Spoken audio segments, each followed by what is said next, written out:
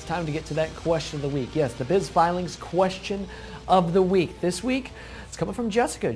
Jessica says this: here's my question. When starting as a small business on your own and on a shoestring, what are the best ways to manage your time? I feel like the only thing standing in my way of success is figuring out how to find the time to do all the things I know are necessary. P.S. I'm working part-time and the rest of the time I'm home with 2 small children. Any advice would be exceedingly helpful. Chris, what is your answer to the BizFilings question of the week? Jessica! I have one answer that I always give. Small business should be broken into thirds. A third of your time prospecting, a third of your time executing, and a third of time servicing the customers you already own, love, and nurture. That is the way I spend time in business. Joe, you have a totally different answer, I bet.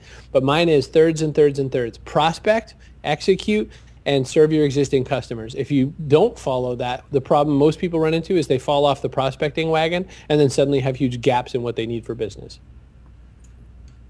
My question, or my answer, is almost exactly the same, actually. It's just a little bit outside of that. Like taking that methodology and applying it to the structure. That was all I was going to say was, in my experience, trying to do some kitchen table companies work outside of my full-time job of managing and owning and doing whatever we do with restaurants.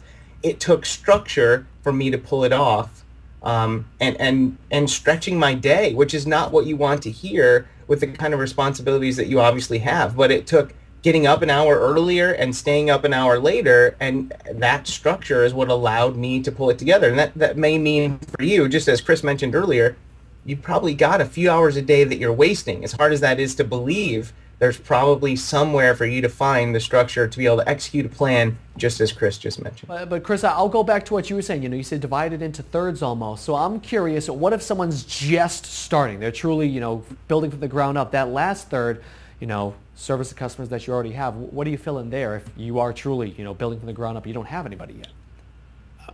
I guess I would go with visibility. I would use that third to build visibility, which is to guest post wherever I can on other people's blogs, write interesting content, do good commenting on other people's stuff. I would do as much as I can to be seen, which is how my business really took off, is that when I was suddenly everywhere, people were like, I don't know who this guy is, but he's everywhere. And he must know something. And that's really how I started getting some of my first buyers. And I think there's an opportunity in that. So by all means, to me, that's a winning plan.